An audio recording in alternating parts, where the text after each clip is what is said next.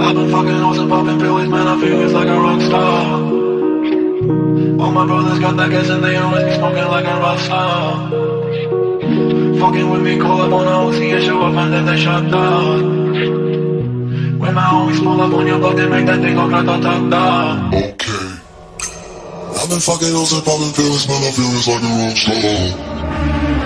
I've been fucking hoes and popping pills, man, I feel it's like a rock star. All my brothers got that gas and they always be smoking like a rock star. Fucking with me, call up on the OC and show up and then they shut Hey, down. welcome again to Auto Fiction। तो आज हम बात करने वाले हैं दुनिया में सबसे ज्यादा प्रसिद्ध ब्रांड के बारे में, टोयोटा। टोयोटा इसलिए भी ज्यादा फेमस है क्योंकि ये प्रोड्यूस करती है affordable and reliable cars. In fact Toyota की कार्स इतनी रिलायबल हैं कि टॉप गियर के क्रू ने टोयोटा हाइलक्स को डिस्ट्रॉय करने पर एक शो बनाया था। टोयोटा की कार हाइलक्स को पहले पेड़ से ठोका, समुद्र में निलाया, ऊपर से वैन गिराई, फिर रैकिंग बॉल से ठोका, उससे जलाने की भी कोशिश की और इतना ही नहीं, उसे एक बिल्डिंग के टॉप पर रख दिया जिसे डिमोलिश किया जा रहा था। पर इसके बाद भी टोयोटा की कार स्टार्ट हो गई।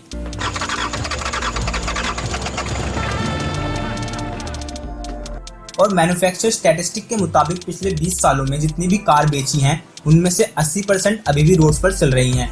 इसी से पता चलता है कि टोयोटा की बिल्ड क्वालिटी कैसी है। लेकिन कंपनी की शुरुआत कैसे हुई और इसके पीछे क्या स्टोरी है और ऐसे कौन से फैक्ट्स हैं जो कंपनी को इतना फेमस बनाते हैं, वही बताने के लिए हम बैठे हैं। बस सपोर्ट के लिए आप सब्सक्राइब बटन दबा दीजिए। तो इस कहानी की शुरुआत होती है एक बेटे से जिसको इंस्पिरेशन मिली अपनी माँ की लाइफ को आसान करने से। तो उनके बेटे साकिची टोयोडो, जिनका जन्म 1867 में जापान के एक शहर कोसाई में हुआ था। जब साकिची बड़े हो रहे थे तो उन्हें उनकी एक सेल्फ हेल्प बुक ने इंस्पायर किया था और उस बुक में एक इन्वेंटर के बारे में था जिसने मोटराइज्ड टेक्सटाइल मशीनरी इन्वेंट की थी। तो एक बार जब वो घर लौटे अपने पापा के कारपेंटरी बिजनेस से, तो उन्होंने देखा कि उनकी माँ कितनी मेहनत करती हैं, अपने हाथों से कपड़े बुनने में लगी रहती हैं। तो वही देखकर साकिची ने डिसाइड कर लिया कि वो एक मोटराइज्ड टेक्सटाइल मशीन बनाएंगे जिससे उनकी माँ को आसानी हो जाए। तो अपने पापा के कारपेंटरी बिजनेस न जाने के बजाय वो अपना सारा टाइम उसी प्रोजेक्ट में लगा दिया।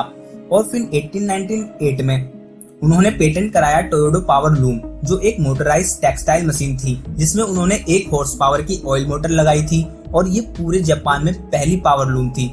और फिर उन्होंने अपनी सारी attention high quality cotton produce करने में लगा दी और उनका काम बड़े बिजनेसमैन की नजरों में आने लगा। उन्होंने अपनी खुद की कंपनी खोली, टोयोडो लूम कंपनी। लेकिन 1910 में कुछ वजह से उन्होंने कंपनी से रिजाइन ले लिया और यूनाइटेड स्टेट्स और यूरोप की ऑब्जर्वेशन ट्रिप पर चले गए, जहां उन्होंने देखा कि वहां की टेक्नोलॉजी तो काफी एडवांस है और सबसे ज्यादा उनका ध्यान वहां की ऑटोमोबाइल व्हीकल्स ने खींचा। और ये सब देखकर वो वापस जापान जाकर अपने बेटे किचिरो के साथ एक ऑटोमोबाइल कंपनी खोलना चाहते थे। और इसलिए उन्होंने 1929 में अपनी पावर स्पिन मशीन के राइट्स बेच दिए 1 मिलियन यान में। और वो पैसे अपने बेटे को एक कंडीशन पे दिए कि वो जापान की अपनी एक ऑटोमोबाइल कंपनी खोले।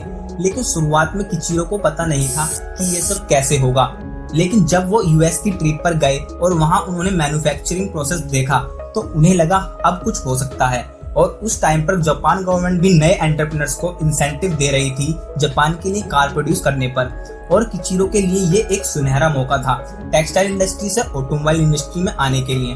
और फिर 1932 में 2 प्रोटोटाइप कार रिलीज हुई और टोयोटा ऑटोमेटिक लूमवर्क्स कंपनी ने अपनी पूरी जान लगा दी जापान के लिए कार प्रोड्यूस करने की। और फिर 1935 में पहली प्रोडक्शन कार रिलीज हुई और टोयोटा का मेन एम यही था कि वो प्रोड्यूस करें फोर्ड और जनरल मोटर्स से सस्ती कार्स और इफेक्टिव और चीप कार। और उनका फर्स्ट मॉडल टोयोटा AA को इंस्टेंट सक्सेस मिली उस टाइम पर, जिसमें था 3.4 लीटर का इंजन जो प्रोड्यूस करता था 64 हॉर्स पावर। और उस टाइम पर इस कार को टोयोडा नाम से बेचा जाता था, DA टोयोडा, क्योंकि टोयोडा इनके फाउंडर के सरनेम था। लेकिन बाद में इसको चेंज कर दिया गया, जैसे कि हम सब जानते हैं टोयोटा में, क्योंकि टोयोडा का मतलब होता है फर्टाइल राइस क्रॉप, जो एक कार मैन्युफैक्चरर पर सूट नहीं करता। और फिर किचिरो टोयोडा ने 1936 में एक रिसर्च लैब खोली और जिसमें उन्होंने एक मीटिंग में कहा कि हम अभी भी वेस्टर्न कंट्रीज पर डिपेंडेंट हैं, उनके प्रोडक्शन टूल यूज करते हैं, हमें ये सब बंद करना होगा अगर हम चाहते हैं कि ये जापानी इंडस्ट्री कहलाई जाए। और फिर 1930 में उन्होंने नई प्रोडक्शन लाइंस भी खोली, लेकिन 1940 में वर्ल्ड वॉर 2 होने के कारण पूरी कंपनी खत्म होने की कगार पर आ गई, जिसकी वजह से किचिरो को रिजाइन करना पड़ा। लेकिन कुछ साल बाद कोरियन वॉर की वजह से टोयोटा को एक पुश मिला, क्योंकि यूनाइटेड स्टेट्स ने टोयोटा को 5000 से ज्यादा व्हीकल्स बनाने का ऑर्डर दिया, जिसने कंपनी को फिर से जिंदा कर दिया। और फिर 1950 में कुछ मैनेजर्स ने नोटिस करा कि अमेरिकन वर्कर्स 9 गुना टाइम्स जल्दी काम करते हैं देन जापानीज वर्कर। लेकिन ये इशू वर्कर्स की वजह से नहीं था, ये इशू था काम करने के तरीके में और कहे तो प्रोसेस की वजह से। तो ये टोयोटा ने अपना फोकस प्रोडक्टिविटी की तरफ लगा दिया और 1955 में ग्लोबल मार्केट के लिए भी तैयार हो गए। और टोयोटा के एग्जीक्यूटिव ने देखा कि यूनाइटेड स्टेट्स में ज्यादातर कार्स यूएस की ही हैं, बस कुछ कार्स हैं जो यूरोपियन हैं, लेकिन उस सब कार्स के प्राइस बहुत ज्यादा हैं। तो ये सब देखकर टोयोटा कंपनी अफोर्डेबल कार बनाने लगी और उस मार्केट में कूद गई। और इस मॉडल का नाम था टोयो पैड क्राउन। लेकिन ये कुछ चला नहीं, क्योंकि सिर्फ 300 कार ही सेल हुई। इसका रीजन इसलिए था क्योंकि उन्होंने इसे जापानीज रोड के हिसाब से डिजाइन करा था, ना कि अमेरिकन रोड्स के हिसाब से, जिसकी वजह से इनकी कार अमेरिकन हाईवेज पर बहुत ज्यादा हीट हो जाती थी और अपनी पावर खोने लगती थी और फ्यूल भी ज्यादा यूज करती थी। तो टोयोटा ने फिर से कार को डिजाइन किया और वो सभी एस्पेक्ट्स को देखकर एक क्वालिटी चेक टीम बनाई और फिर दोबारा ग्लोबल एक्सपोर्ट करना शुरू करा। और इस बार वो कामयाब रहे और इससे उनकी कंपनी आगे बढ़ने लगी ग्लोबली। और फिर 1966 में रिलीज हुई टोयोटा कोरोला, अब तक की सबसे popular car. Hey, what's a Corolla? A new car A new low-priced economy car. from Toyota. Corolla, the new one from Toyota. Check the shape. और फिर 1973 में ऑयल क्राइसिस की वजह से सब लोग स्मॉल कार्स की तरफ भागने लगे, जो फ्यूल एफिशिएंट होती हैं, और इसका फायदा टोयोटा को बहुत हुआ और टोयोटा ने फिर पीछे मुड़कर नहीं देखा। टोयोटा कार्स की बारिश करने लगा, जैसे वर्ल्ड फेमस कैमरी जो 1982 में लॉन्च हुई और उसकी प्रोडक्शन अभी तक चल रही है। और टोयोटा की बेहतरीन कार्स जैसे Supra, MR2, land cruiser, Fortuner, Prius.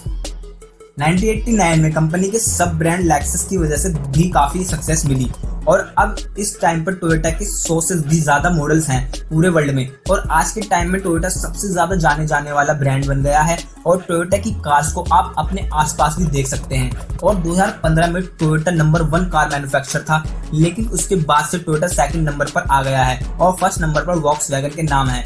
और टोयोटा जापान की बिगेस्ट कंपनी है according to market capitalisation.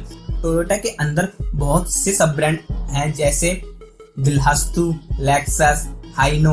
16.7% stacks हैं उनके सुबारू में, 6% स्टैक्स हैं इसुजू में। और कार्स के अलावा भी टोयोटा के कुछ शेयर मित्सुबिशी एयरक्राफ्ट कॉर्पोरेशन में भी हैं। और टोयोटा के 27 देशों में मैन्युफैक्चरिंग प्लांट हैं, जिसमें India, USA, Russia, Turkey, Poland, Brazil, France, Canada है। और टोयोटा रेवेन्यू के मामले में 9th नंबर पर आती है पूरी दुनिया में।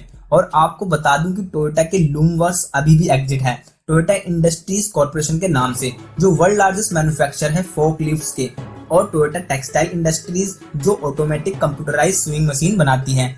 ये देखकर काफी अच्छा लगता है कि कंपनी की जड़ें रूस अभी भी एग्जिस्ट करती हैं। तो इस स्टोरी से हमें सीखने को मिलता है कि कैसे अपनी माँ की प्रॉब्लम्स को आसान करने की इंस्पिरेशन को, या एक छोटी सी चिंगारी जो सोच लिया उसे करके दिखाना है और कभी हार नहीं माननी। इसी बलबूते पर इतनी बड़ी कंपनी एग्जिस्ट करती है। तो आज की इस वीडियो में इतना ही, और ऐसी और ऑटोमोबाइल रिलेटेड स्टोरीज के लिए please subscribe our channel and hit the notification bell.